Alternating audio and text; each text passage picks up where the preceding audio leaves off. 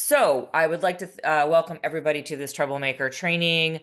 We call all of our members Troublemakers on all of our trainings, Troublemaker trainings.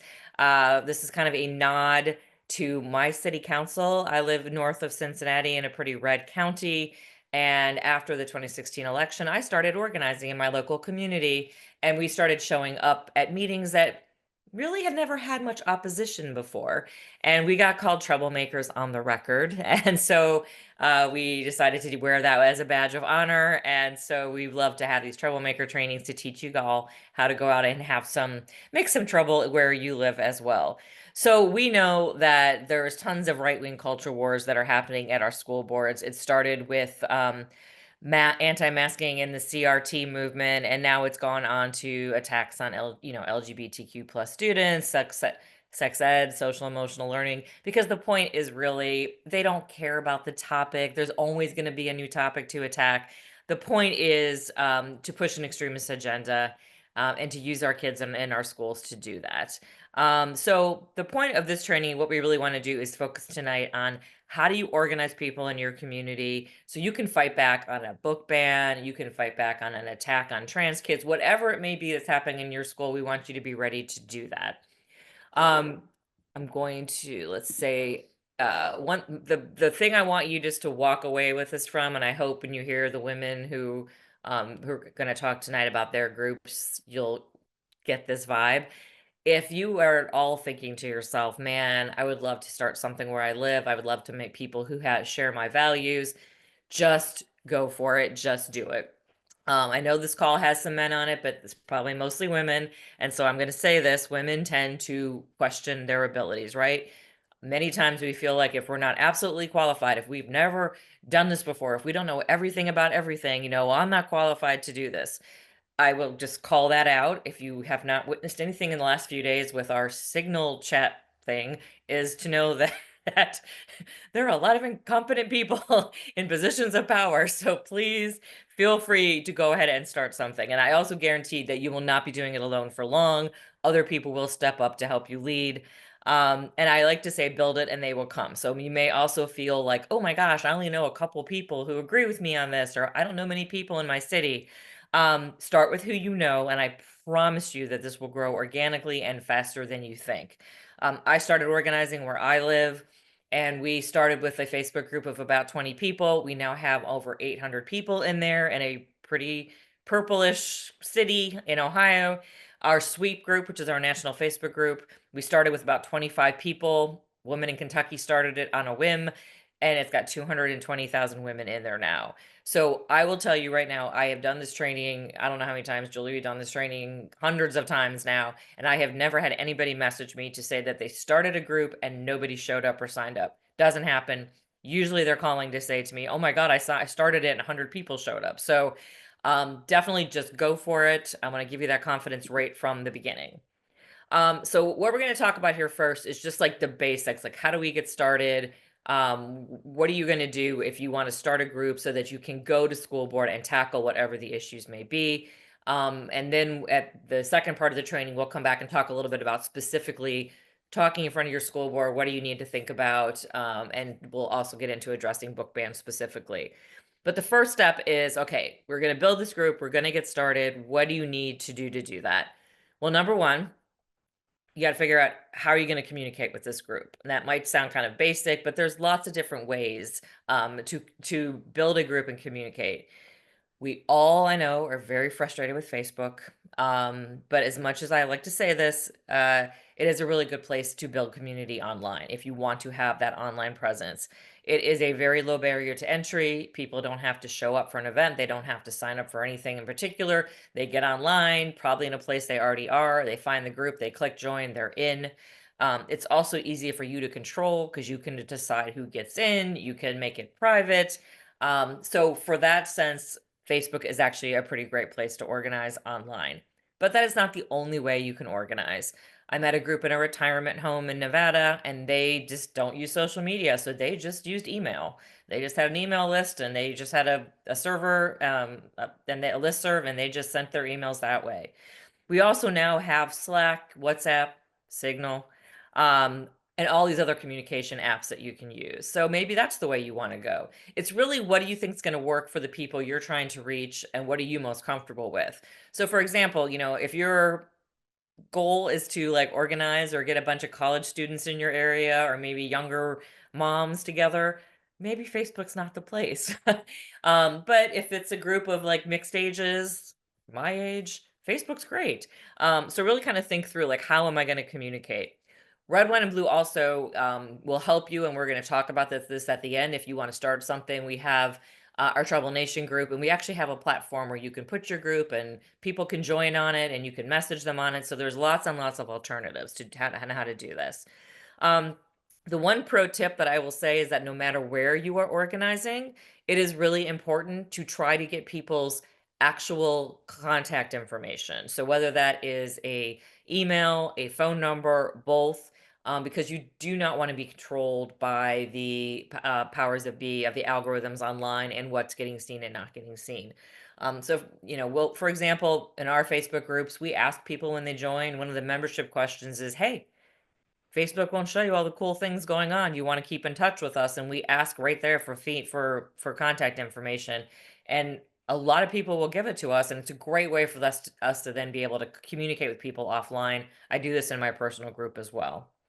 The second thing we want to think about, okay, now we figured out this is how we're going to set it up, this is how we're going to communicate. The next step is, let's think about, what is the focus of your group? So are you going to just be focusing on school board issues? Do you want to deal with all of like your local elections? Maybe you just want to focus on a particular issue, but kind of decide that ahead of time so that you set that focus so that you can tell people who are joining exactly what you are going to be working on. And then the other thing is who can join. So it is great to start a Facebook group or whatever group you're doing, but if you have people joining from all over your county or all over your state, it is really easy to lose focus. So you really want to decide who is welcome. Is this group open to anybody? Is it only for certain political parties? Is it only for people who maybe live within your school district or within your city? I'll give you an example. My local group, we only permit independents and Democrats in. We do screen, we do look at voter registration, because in Ohio you can register. We also we limit it to being within our city limits, because our goal is to focus on our local elections and our state house elections that impact our area. And if we start letting anybody in from any surrounding county, any surrounding city, we're going to lose focus on that. So we do have those parameters. Um, the other thing is you have to enforce it. Set those parameters and enforce it from the beginning, because once your group is the cool kid in town and everybody wants to join, you're going to start hearing things like, oh my gosh, my sister lives pretty close and she's really lonely and she needs to like join this group. And you have to say no, because otherwise you start to lose focus. It becomes too big. You're not all like looking at the same thing or caring about the same things. So you have to set those parameters and enforce them. And then the fourth thing that I like to talk about is just your name. So that may sound kind of silly, like, well, okay, it's the name of a group, whatever, Julie. But it really does kind of show people what you're all about and what your vibe is. So, maybe it's as easy as just saying like progressives of this city, or book ban fighters, or supporting LGBTQ youth in XYZ city. My group is the Mason Dem Club. But there's also a lot of groups that just send out that really fun vibe that people are like, ooh, I want to be part of that. There's a group in Cleveland called GER, which stands for Grassroots Resistance, but they like it because they tell everybody they belong to GER. They're at Berkeley Badasses. I think we have one called Women Who Get Shit Done. And then one of my new favorites is the Childless Cat Ladies, who are in Northern Virginia. So you know what I mean? That sounds fun, right? You want to join. So just kind of think through like what is the vibe? And Trouble Nation, which is our team that helps with this, is also happy to help you kind of think through names that you would want. Okay, so a few other considerations that I want to bring up. Number one, um, all work and no play, absolutely not. So doing this is hard. I mean, it's work. It can be stressful. It can be high and low. Like we've gone everywhere from all of our candidates that we finally got to run lost to we actually won elections for the first time ever in my city. So like you get those highs and lows. So it's hard work. Um, so you have to have it be social. This has to be fun. You have to build friendships. You have to build community. So the reason that we are actually called Red Wine and Blue is because when Katie Paris, our founder, started going around the state of Ohio meeting women who started grassroots groups after the 2016 election, their story was so similar. Well, I got together with some friends over a glass of wine and we decided we needed to do something. So wine is really the metaphor for just that social component that has to be there to have this be a successful thing, because you're going to do the work, but you want to also look forward to seeing the people. You want to build those friendships. That's why people come back and that's why they stay involved. So, have get together. You go to a school board meeting, go out and have a happy hour, go out and get appetizers somewhere. Maybe you have to do a meeting over Zoom because that's just the way it's going to work where you are or something. That's okay. Get on a half hour early and just have a social time where people can get to know each other. Do icebreakers at the beginning that people can even just drop their answer in the chat. If you have too many people to have like a conversation, and then celebrate. If you win something or someone gives an amazing speech at school board, send out an email, message about it, put it in the Facebook group, like make it really, really fun. And like I said, you can also do things, it doesn't have to be politics all the time. And if you want, you can even combine politics with some fun. So for example, I know some of our organizers, there's like great speaker coming into town, and they just organize and they all go see the speaker together. Or there's a great new movie that has maybe something about politics, they go see that. Or go to a play. Um, I know we've done walking tours, like women's history walking tours of cities. And like I think you're going to hear about tonight, we've had people who start book clubs, within their group. So there is that social fun component. It doesn't have to be all work. So definitely think through that. And then the other thing is just to delegate. Okay. There's probably a lot of us who are like type A and think we're going to run this, we're going to handle it, we're going to do it all ourselves. Number one, you'll burn out. And number two, people don't stay involved if they don't feel like they're actually doing something. So delegating is important because it makes people feel that they're contributing. So the one thing I have found with these grassroots groups is that the people who join all have amazing skill sets.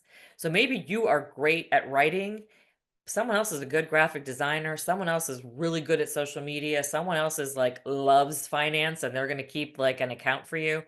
Find those people, identify their skills, and then ask them. A lot of people back away and they're like, ooh, I don't want to ask her to do that. I have never met anybody who was offended if you walked up to them and said, wow, I think you would be really good at this. Would you mind doing it? They might say no, but they're not going to be offended that you asked. They're probably going to be happy you asked. And they're more likely to do it if you get asked directly. That's how we have our treasurer right now for my Mason Dem Club, is because we've told this woman we needed her help. So be sure to go ahead and ask. And then, like I said, people are going to be flattered to be asked. And then that actually makes them feel more involved, more likely to stay involved, and more likely to come back. All right, ladies. So we'll just get started here. Sorry about that. Heather, you've got a Trouble Nation group in the Toledo area. So tell us how and when you started and why you wanted to start this group. Hi, yes, I'm in Toledo, Ohio, and officially the group got started in October of 24, so just this last fall, but really did not get off the ground until end of January, beginning of February of this year. So we're still finding our footing a little bit.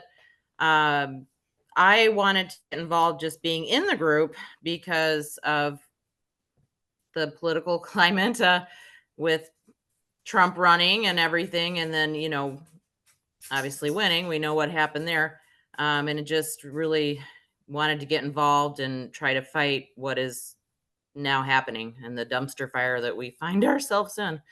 So that's kind of where I came from. So we started with a little group in somebody's living room, and now we are, the last two meetings we've had 86 and then 69 people last night. So we're using library rooms where we can find the space to reserve. Luckily, we have enough libraries around here that usually we can find somewhere to go with the multimedia and stuff.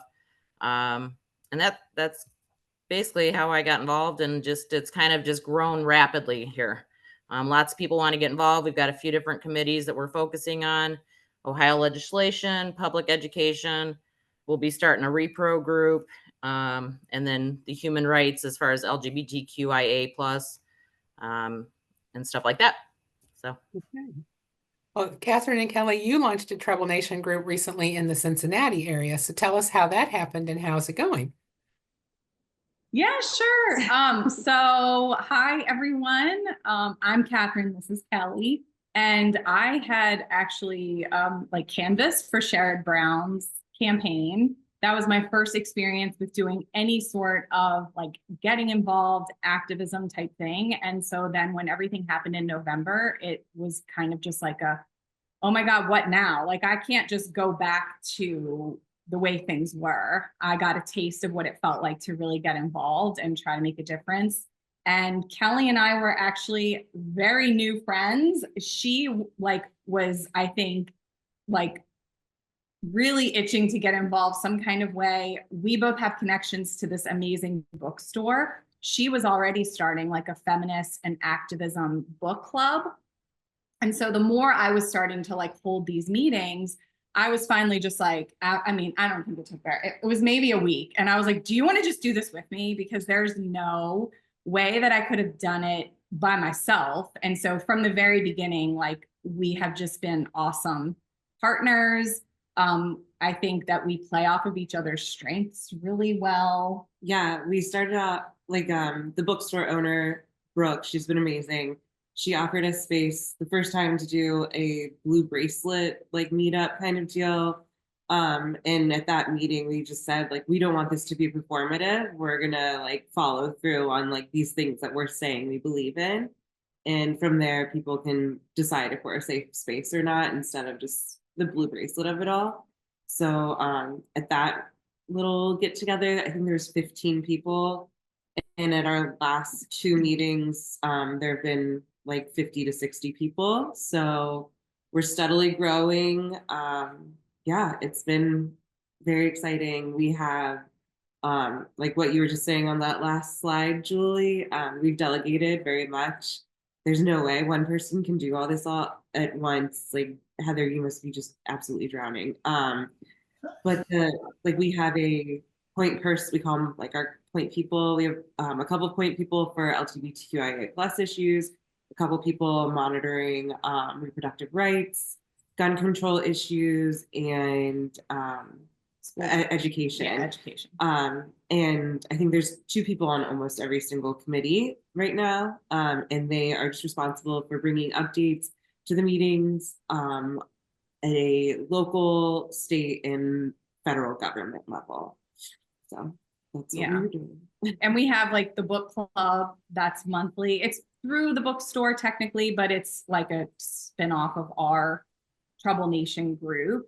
And then we're starting to try to plan more like fun things. We did a brewery like social, because we feel like our meetings, as much as we try to make them more casual, it's very much like, okay, we got business to do. Yeah, we're trying to keep it under an hour for everybody. Yeah. And one of the things that we're trying to accomplish at every meeting is having a guest speaker, which is something else that she was speaking to. So our first one, we had Karen Cahall, who was a teacher who got suspended by the school board for having LGBTQ books in her classroom. Last month, we had Rachel Coyle with How Things Work at the Ohio State House. She was, I mean, I know you guys know how incredible she is. And then next month, we're going to have a member of the vice president of the local school board come speak, because education, I think, is so top of mind right now. And I know you guys were going to be talking a little bit about school board stuff, but that's definitely something. We have like a school board candidate already. Yeah, so that we're backing, and got like 50 volunteers ready to go for her at her beck and call. So that's been exciting. We'll be like helping with her launch party and everything coming up in the next few weeks too. It's awesome. Heather, what are some of the activities that your group has been doing? So we've had all three of our meetings we've had have kind of been a focus on education stuff. Well, an educational meeting, I should say. So like the first one we had two of the members of the Ohio State Board of Education come and speak to us. They did speak to us, kind of taught us about how the funding works, let us know that they really don't have a say in what's going on. A lot of their rights were taken away. And they really kind of focused on like how vouchers are hurting us, all that kind of stuff. Last night we did have a meeting and we focused on rallies, protests, and town halls, kind of focusing on having a discussion about the woman that was pulled out of the town hall by the three unmarked men, and kind of what we would do in that situation. Giving and then tips about rallies. We have lots and lots of protests. Almost every other day, you could probably go to a protest here in Toledo or the area. There's one tomorrow morning, bright and early at 5:30 a.m. So pretty much every couple days. So we talked about that and safety. We've got a couple of the women that are going to go to DC for the April 5th hands off. So that was a good meeting. We had a really good discussion, a lot of participation last night. It was really exciting. We're also setting up to do some community service with Equality Toledo and their community pantry. So we're going to be setting that up for a couple Wednesdays in April. And that's one of the things we want to do is every few months do some kind of community service type project. Even if it's just making some toys for the dog shelter or, things like that we can give back. And then we're going to do a virtual happy hour next week to start getting some social stuff in with such a large group. We would like to do some outings and like plan some things, but we have so many people that are interested in doing them. So, and it's hard to find spaces for our large group. So that's kind of where we're trying to, like, so we're still getting our footing. So we are trying to start getting some of that fun social stuff in there too. So yeah, that's us. So this is a question for both of you, well, all three of you. How do you bring new members into your groups? How are you gaining these new members? I know that your groups are growing, so how are you making that happen? I'll go first. Some of it's word of mouth. We do have a Facebook page that we kind of encourage them to go over and sign up on the Trouble Nation page. And through Facebook, people letting people know, like we have quite a few, I have a lot of admins and moderators on there. And we are always telling people like, hey, go check out the Trouble Nation group. That's where you're going to get on the email list. And, that's where we're going to get communications and put our events and stuff like that. But even just after last night's meeting, I went on this morning and we had another 50 people that were invited by other people. So it's usually after a meeting, we have a big upsurge of people inviting others to get on, and we just try to steer them over to the Trouble Nation site. Really quick, I do want to go back to some of the other activities that we do. I think that in our group, so this summer we're going to want to do a family friendly day out at the park. I don't know about what it's like in Toledo, but here you can rent a shelter for $15 for 4 hours. So we're just going to do like a potluck of it. I mean, and bring your partners, bring your kids, whatever. That way it's like, you're around like-minded people. That'd be a good space for 80 people to feel comfortable coming to. But yeah, thank you. Yeah, Yeah, at our check it out. brewery outing this past weekend, we brought Catherine bought postcards, and we wrote postcards to a teacher in Idaho, just like giving her some support because she was suspended recently for putting up a poster in her classroom that said everyone here is welcome. It was really touching because even the kids were writing, like my 6-year-old wrote a little postcard. So it was really nice. And I put them all in the mail, one big stack of 20 postcards. So they're going to the school and her administrators will see it. And I love that. So, but yeah. And we're going to be hosting a banned book wrapping party. So it'll be like a decorating of the banned books. And then you can like put those in like the little free libraries around town. So that's something else we're planning. But to speak to the like growth, Heather, I'm glad you're saying this because this is something we've actually gone back and forth about because we still do not have a Facebook group. And I think it's something that we are seriously considering because we do want to grow more. Right now, it's just word of mouth and directing people to the Trouble Nation page. Yeah. I try to promote it as much as I can on my personal Facebook, and then in local groups in and around Loveland of more like progressive groups. But I think it's definitely something that we should consider at this point, because, you know, we are obviously looking to like spread our message even further. And Heather, I'm glad that we get kind of a firsthand account from you that Yeah. that's working for you, and then still being able to kind of direct people to the Trouble Nation and saying like, here's where you're going to get your resources, but let's like keep spreading the word and you know, adding people, I think will be beneficial for us. Yeah, the Facebook really has been helpful for us. And we also partner with all the other activist groups in the area. So we share things to each other's pages and we keep each other informed. And it's just it's been good for us. So Great. Yeah, that's good insight. What you were saying about the food pantry volunteer days, we ask that if it's within people's means for every meeting that they come to bring a box of diapers, sizes 3 and up. Just a small package or wipes, something like that. And then the next day I go drop it off at the local food pantry. And when I pull up, those women are bringing out the shopping carts. They already know who I am. Like they fully appreciate it. Planned Parenthood has Amazon wish lists also that we make available for like feminine product packing parties. So they're like menstrual health, I think is what they call them. But yeah, and what our committee for reproductive health will go to those parties every once in a while and bring a whole bunch of stuff. So that's another way to send some of your members that want to be more involved, like hands-on. awesome. Thank you. That's a great idea. We have to get to the next section here of our training, but do you have any really quick advice for the folks who are here who might be interested in starting a local group to stand up for their public schools? Just do it. Do it. I don't know. Just do it and find your people. And I've made some great friends and I'm still making great contacts and yeah, lots of people want to get involved. Yeah. And like, what's the worst thing that happens? Like, not a lot of people are interested. Cool. You might find like 2 other people, and I think that's a huge success. Yep. Just focus on your kids. Yeah, absolutely. Julie, I'm going to kick it back to you. As you can see, Kelly and Catherine are like literally zooming in from their book club to join us tonight. So it was so great that they agreed to do that. And I really appreciate their time. And thank you all for all of your advice. And I hope that you see it, you know, you just got to do it. People are starting these groups, they're doing it, they're growing them, and they're going to be making a huge difference where they live.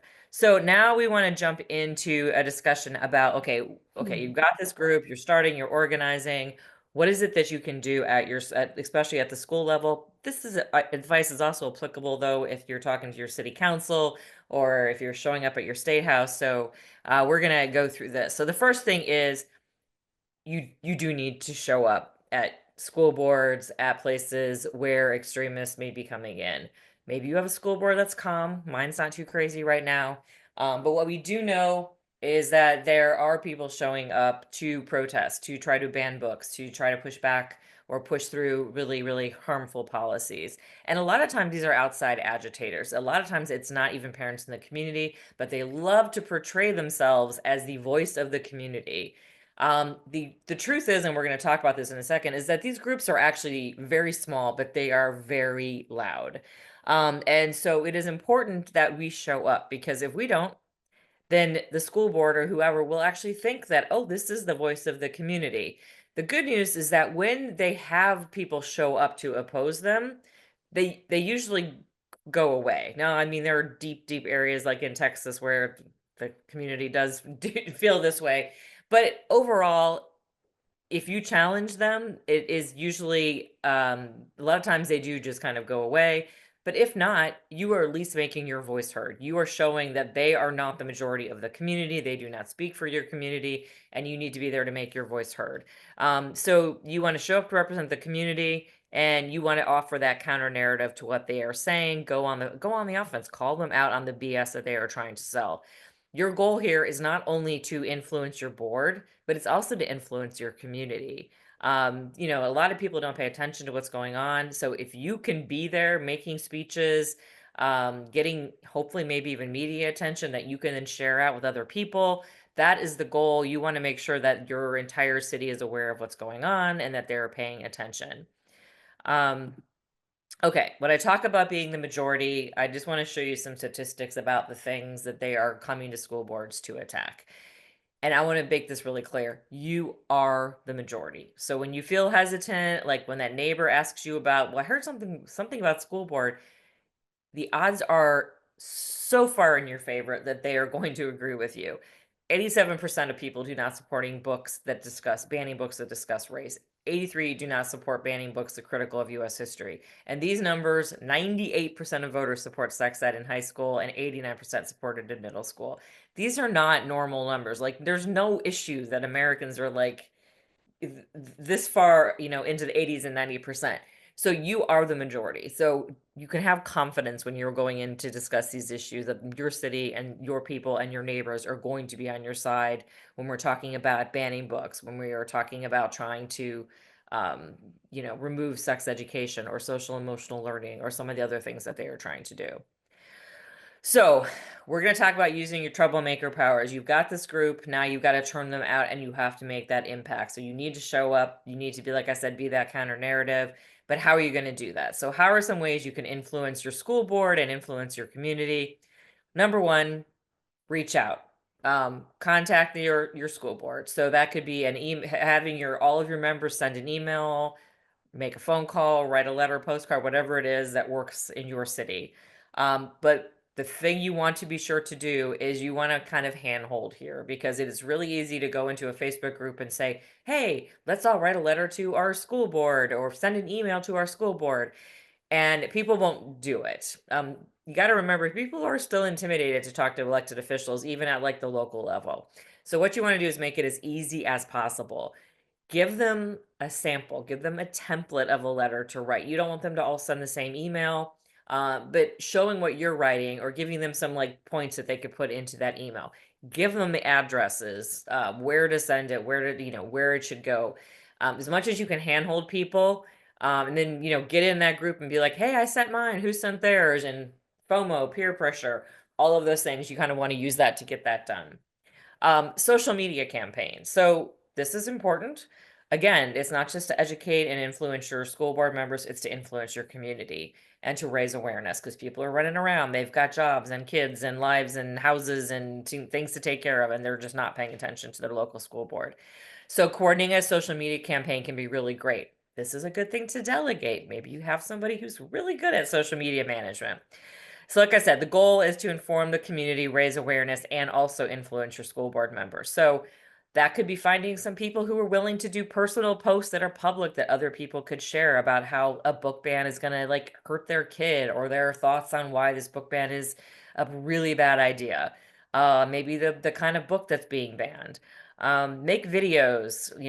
If people are at school board and they give a great speech, most of those school boards are recorded now. So if you can find somebody who can clip that and put that into a social media post. We have a group here in Cincinnati that has a TikTok account because their school board is just full of some right-wing extremists. And they will clip the craziest things that they say at the school board meeting and they just put them right out on TikTok. Highlight articles. Maybe there's coverage of the school board and you can show how bad this is looking for your community for some of the things they're doing.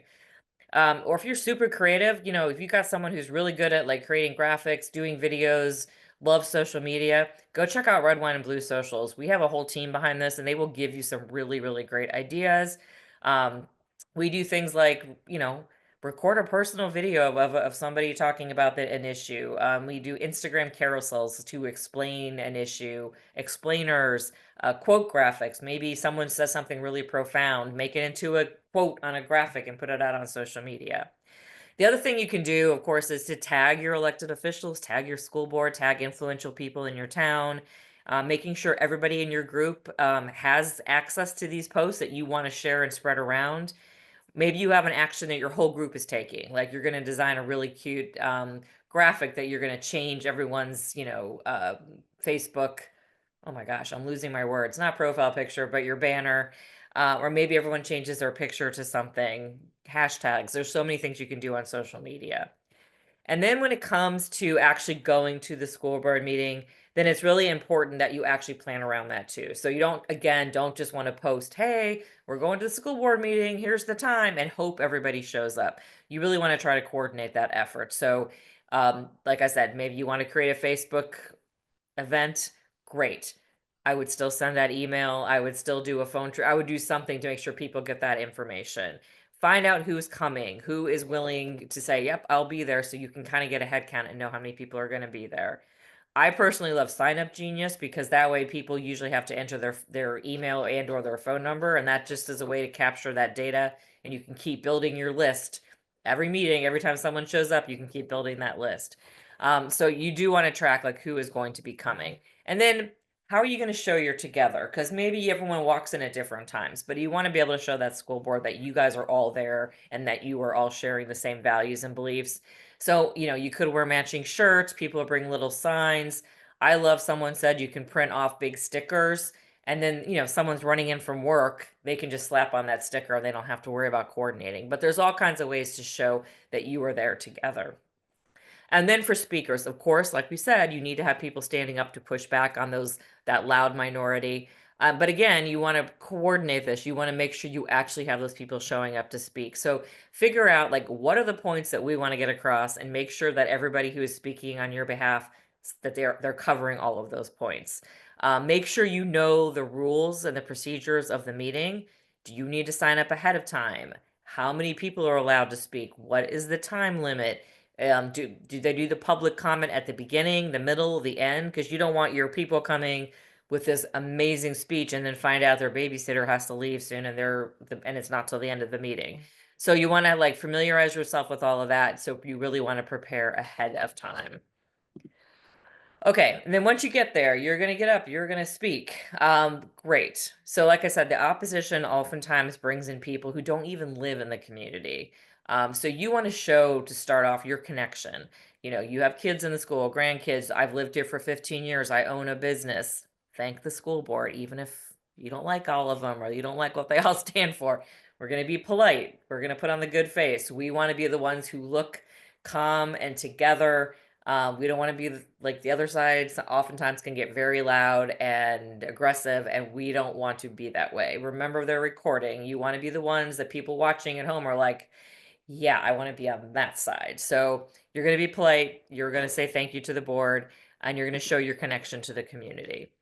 And then the next thing is just people get intimidated. It's probably a 3-minute, maybe 5-minute presentation. And you're just really speaking from the heart. You're just going to get up and say, why are you talking today? Why do you care about this issue? If it's a book ban, why do you think this is a bad idea? What does this book mean to you? How does this impact your child? It's just sharing why you care. And the personal stories are what have the greatest impact. I know a lot of us love to talk about data. I mean, I gave you some data about why we're the majority. But data does not tug on heartstrings, right? We can say facts and figures all day and people just walk out of the room and go, you share a really personal story about why this is impacting you. People are going to remember that when they leave the room. The other thing is you want to stay focused. This is about your town and your city. It's not about Washington, D.C. It's not about what's going on with the federal government. So you want to talk about your teachers, your librarians, say how amazing your school librarian, how our students are learning so much because of X, Y, and Z. Really talk about your town. A lot of people don't like what's going on in national politics or statewide politics, but if you can bring it back to the local level, most people like their own schools and their own teachers and their own librarians. And we want to keep it there. And then always keep the focus on kids. This is the impact on kids. This is what's going on with our kids. This is not about politics. This is about the other side using our kids for a political agenda. We want to do what is best for our kids. And again, focusing on the impact on students. So when you're talking, you want to share those personal stories, but you want to emphasize these are certain things that we've found through messaging guidance that is really impactful. You want to talk about the impact of these policies or this book ban or whatever it may be on the students. The students are losing their basic rights. They won't gonna know their history. One thing that most parents hate, no matter political party, is bullying. So talking about how we want to teach empathy because no kids should be bullied. Kids need to get the information that they need to be successful in the world, to get into college, to get those good jobs. Like those are things people care about. This policy is going to have a negative impact on our kids being able to go out into the world, you know, and be able to do the skills that we want them to do in the 21st century. Um, we want our kids to learn accurate history. We don't want them to like not know about history when they're trying to go out and get jobs and get into colleges. Here are the things to emphasize. These are the things that most everybody agrees that they don't want to see happen to students. They don't want students to have a loss. By the way, I'm going to send this stuff to you so you do not have to write all this down. Loss of knowledge of history. They don't want to hear that kids are losing a quality, well-rounded education. They don't want to hear about kids feeling unsafe at school, or that they're losing access to books or the freedom to learn about the world or different perspectives. They don't want to hear that this is going to make people narrow-minded. And like I said, bullying and mental health concerns are big impact for everybody on all sides of the aisle. So those are the things you want to emphasize when you're speaking. The other thing is to talk about, so especially for book bans, if you talk about the volume of book bans around the country or the type of bans, you can research this online. Pen America, every library, American Library Association, have all of these statistics for you.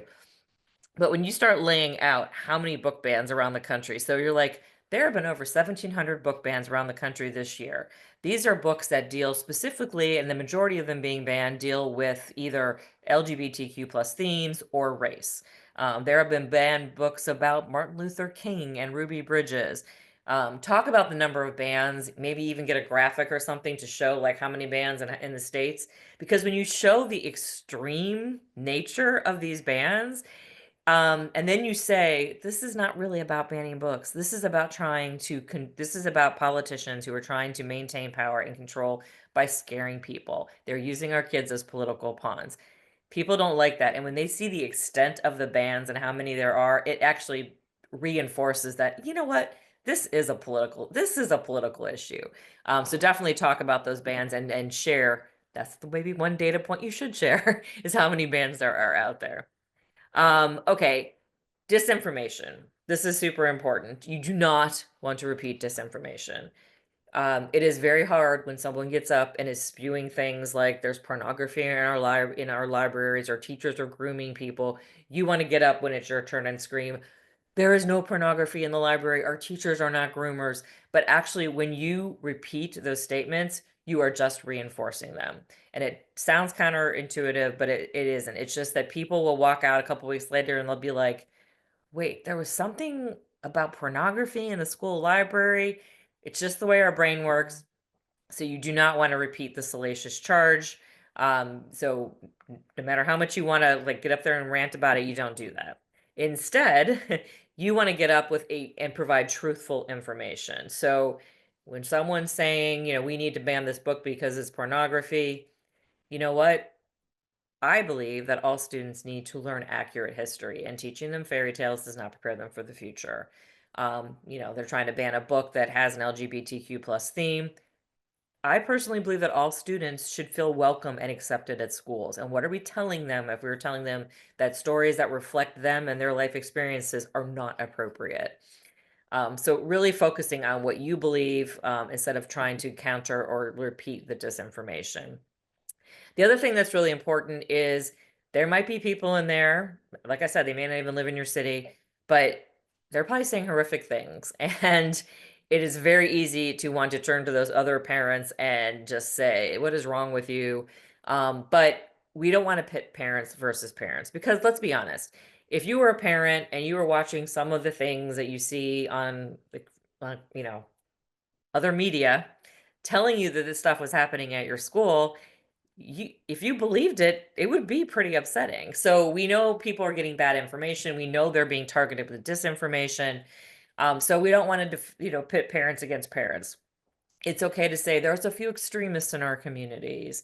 There are some people who don't like share our community values. But the other thing too is you're going to have parents who might be watching this after the fact or showing up to the meeting without any understanding, but they're a little freaked out. And if you start to lump them in with the extremists, they're going to dig in their heels. That nobody wants to be called out for that. So You know, it's okay though not to, don't blame an entire political party. Don't say everybody who opposes this measure. It is okay though to blame politicians. Politicians can be the villain. You know, the people in our state house are trying to pass these horrible laws, this policy by this extremist school board member. That's okay. You can define them as the villain. No one cares about the politicians being defined that way.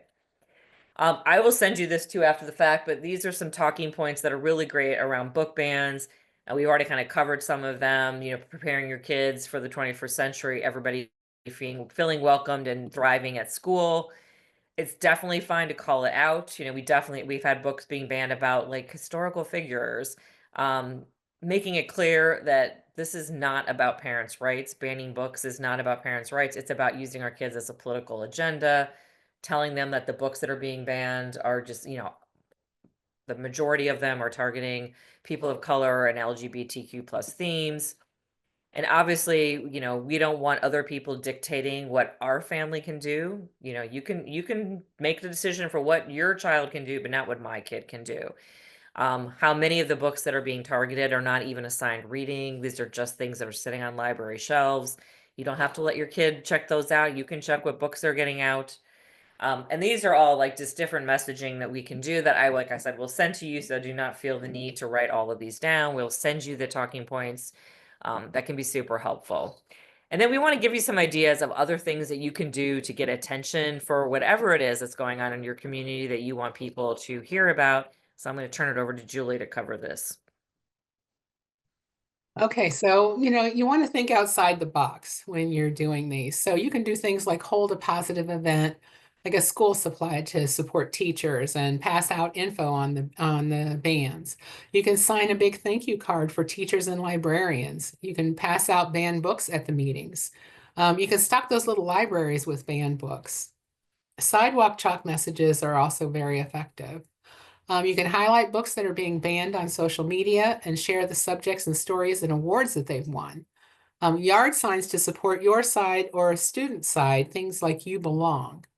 You can wear t-shirts with banned authors, books, wording about the bans. You could hold a banned book club, which is good for parents and students. You can change profile pictures to you holding banned books. And you can do something we did a couple of years ago, which is a read in for accurate education, reading accurate history. We actually met on, I think it was a Tuesday morning, downtown Columbus at our Department of Education, the Ohio Department of Education, and we read books by authors of color. It rained the whole 2 hours we were down there. But we had such a great crowd. We were sitting there quietly reading books. The other side was there. They were loud. They shoved some people. They were just really super obnoxious. We got a lot of great positive earned media that day because we were sitting there reading books. And it was definitely an effective demonstration. Go ahead. So here's some final thoughts. Remember to present a calm face to counter the yelling and shouting.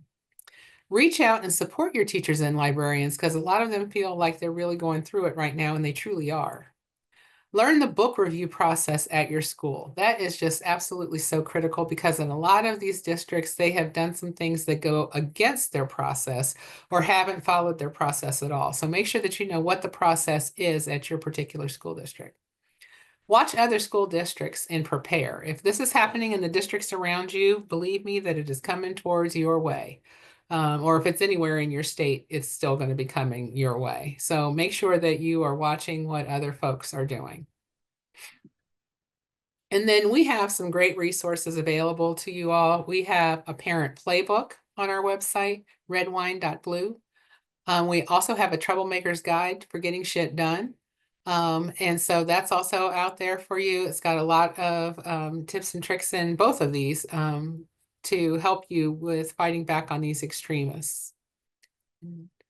And then you heard the ladies tonight talk about their groups, and we mentioned Trouble Nation. So Trouble Nation is our section of Red, Wine, and Blue that has helped launch over 700 grassroots groups across the nation in all 50 states. We have over 125,000 members. And this was just launched in the fall of 2023. So, that's not even a good year and a half yet. So it's just growing by leaps and bounds. We're getting folks who want to start new groups every day. This is really important to have these groups so that we can send out the call if we need everybody to be doing something, doing one thing. But the main thing is that we give you a lot of support when you start these groups. So the things that we do, we offer new member recruitment. We give you a dedicated landing page. There are connections with other leaders that you'll have. There's leadership and advocacy training, exclusive content and opportunities, and red, wine, and blue support, which is the most important. You're not doing this alone. You've got our support. There's a QR code there too. If you're interested in starting a group, please go ahead and take a snapshot of that. And then I know there were a few questions in the chat, so I'm going to bring back up and see if we can answer some of those questions. Looks like we left. I think Kelly and Catherine left, so it's just going to be us. Okay, that's fine. Heather, this question was actually for you anyway. So has anyone claimed like they're a First Amendment auditor and come up against you all since you guys meet in libraries? No, we haven't had any issues at all. That's great. That's fantastic. Actually, the libraries they're very supportive, all the librarians, and they're so helpful. And yeah, we actually at our one meeting had people that they didn't even know we were having a meeting and joined our meeting because they saw us and said, we just wanted to check out and see what you were doing. And then they're like, we'll be back. So, and I don't know if you have a link for your group, and if you want to put it in the chat, you can do that. Yeah, I can get that. Because someone did ask about that. There are a Okay. lot of educators in our on this call tonight. And so there were some folks who were very concerned about their jobs and standing up to the districts in their area. And I don't know if you've had any experience with that, but one of the things that we have seen happen here is we have actually had educators swap districts. So they'll go over to a neighboring district or 2 districts over so that they're not in their district actually standing up, just so that they stay out of trouble. So that's an idea.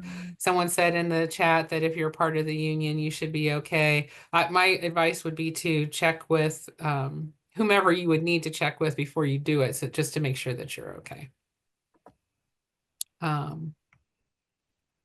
Has it been easier to organize meetings virtually or in person with the groups, and which gained more traction? We've really only done in person right now, so I can't answer to the virtual part of it yet. It's something we are actually going to start trying for some things, or maybe some smaller meetings, just because we do have people that we have actually one gal that comes from BG. We're kind of spread out a little bit. But yeah, so far we've only done the in person. Okay. I've done both because my group was during COVID. I mean, Julie and I both organized during COVID for Red, Wine, and Blue. Yeah. And we've done other meetings that are like sometimes they're virtual, and we do get together early. We chat for a little bit, then we get into the business of the meeting, and it's nice to offer that, especially when the weather's bad or people don't want to go out. So it's nice to have that option. But I will tell you, nothing can beat in-person conversations. Like, I would definitely lean more on that if you can. I mean, unless your group just really doesn't like to get together, get the vibe of your group. How can we be more inclusive of people trying to quit social media? So, a lot of folks are trying to get off of social media. So how can they organize if they're not on that? And I know you mentioned email earlier with some other ideas. I mean, honestly, I think you got to do all the things. There are people who are not on social media. There are people who don't ever get on Facebook. If you have, I mean, I'm 57. Facebook's my jam, even though not because of who runs it, but just because all my friends are on there. My kids don't ever get on Facebook and they're in their 20s, so like if you have like a younger crowd, I think you need to have like a signal chat, or you need to send emails, or you kind of got to do all of the things. And that's where you're going to capture most people. We are here if you have any questions. I want to thank Heather so much because I literally asked her today to come on and she did. And thanking Kelly and Catherine, who are no longer on the call. And thank you all so much for joining, and we hope to see you at something else really soon. Have a good night, everybody. Bye. Bye.